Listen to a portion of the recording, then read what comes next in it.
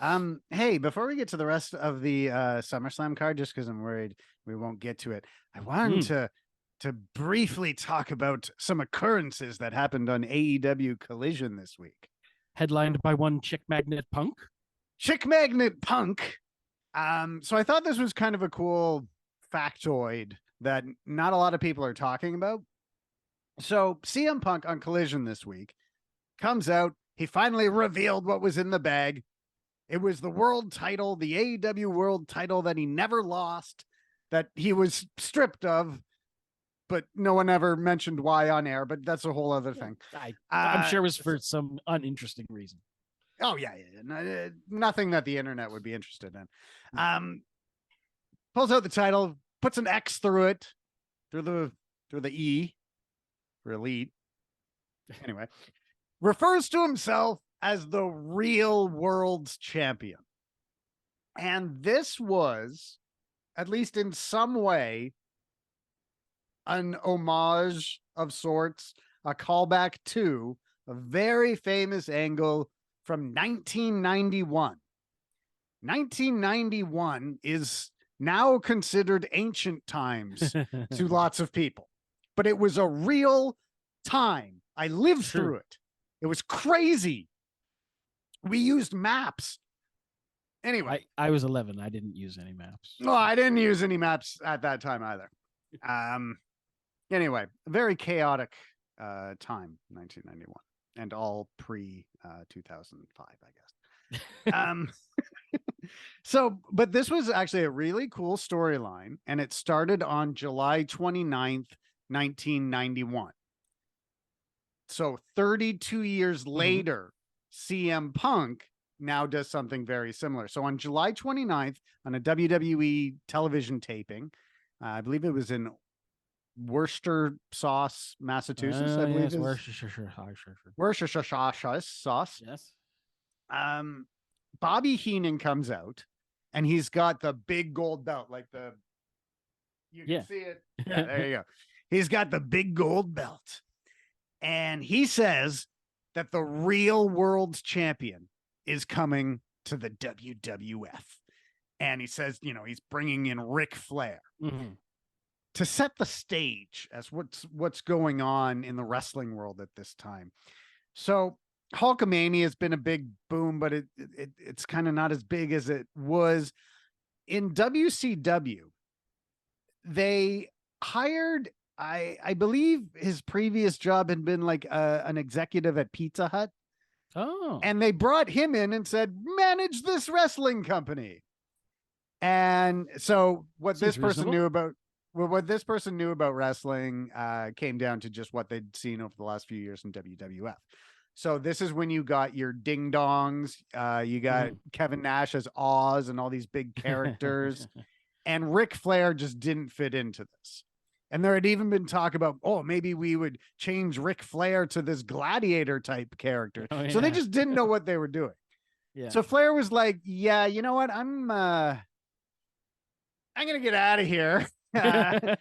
This seems like a real train wreck, so I am out. So they let him out of the contract. They didn't know much about this contract. So because it was the NWA World Championship at the time, uh, through weird contractual things, like Flair kind of owned the belt because he had to Yeah. put down, I think it was a $20,000 deposit, and then you give the belt back and you get your money back.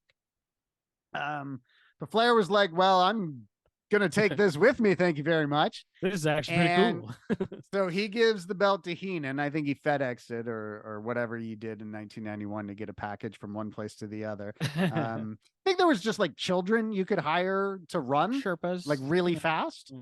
I think I think that's what it Yeah. was. Um, Dickensian urchins, I believe. Yeah. So, and then it launches into this storyline, which I thought was really cool. Eventually, a lawsuit meant that they had to blur out the title. Mhm. And so actually, Bobby or Ric Flair would come out with an old WWF tag title, and they would just pretend it was the NWA World title, and they blur it out because who knows. Which is But I really thought funny. that was a very cool storyline for me as a kid because growing up, well, I did parts in Calgary, parts in Toronto, but it never got NWA stuff. But my brother would bring home wrestling magazines, and Ric Flair was always on it, and he was always, bloody. So he was this mythical person who existed in only still shot form. up until all of a sudden, Bobby Heenan's coming in and calling him the real world's champion. And that lasted for a few months. And then we get to the very famous 1992 Royal Rumble, where he wins the world title, and that ends the real world's champion storyline. So 32 years later to the day, CM Punk cuts a promo about being the real world's champion on AEW Collision, and a prominent member of the wrestling media relayed the information that that's no coincidence.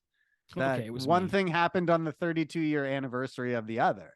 This is like Tony Khan is a big historian. He knew, and I don't think it was like, okay, we're only going to do this because the date's coming up. But I think he was like, oh, this would work out. You will call yourself the real world's champion on the 32-year anniversary. And so that's why he didn't do it right away. It makes, and it makes sense in terms of wanting to draw it out a little bit, wanting to let that simmer. It was a weird thing to let simmer at the time, but now that it's kind of starting to pop, I'm quite into it. And it's something, CM Punk loves those wrestling history deep dives. And I think it's cool. I'll be honest, like I don't think I would have stumbled across that factoid, without you telling me about it, but it's very cool. And hopefully it makes me think, okay, so is he gonna do the kind of thing where he comes into Dynamite? Like, are they gonna play that kind of invasion angle? Or are they just gonna do a straight up CM Punk MJF? Everyone gets the winner take all for the undisputed title thing, at All Out or something.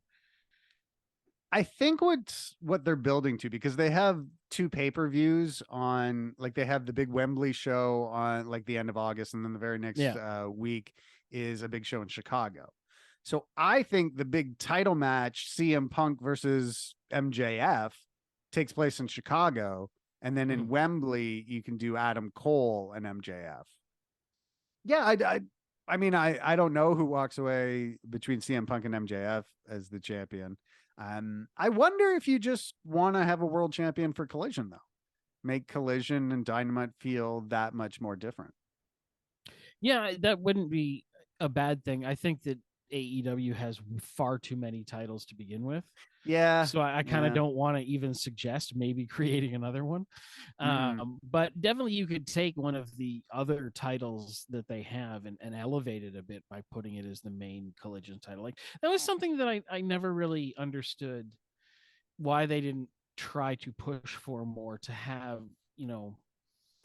like to elevate an Intercontinental Championship to the point where it could carry a show, be the main title for that show. And that's fine, because it's about the people wearing it, right? They're building the good stories. You can build a main event level story with another piece of leather that has gold on it, Oh yeah. So no, I understand there are prestige factors to consider, but I don't know. Well, if you remember in ECW, Rob Van Dam, when he had the TV title, I'm sure he main evented a pay-per-view or two. Well, certainly I know he main evented a bunch of pay-per-views. I'm assuming a few of them were defending the TV title, maybe against Jerry Lynn or whatever. So that was definitely a case where RVD was so over, it elevated that title. And so all of a sudden, Rob Van Dam's matches felt just as important as Taz, Shane Douglas, whoever was the champion at that time. Yeah, and it kind of goes back to what we were talking about earlier with how you don't see double champions anymore. You don't see people just getting all the belts, which I guess flies in the face of everything that Roman Reigns just did.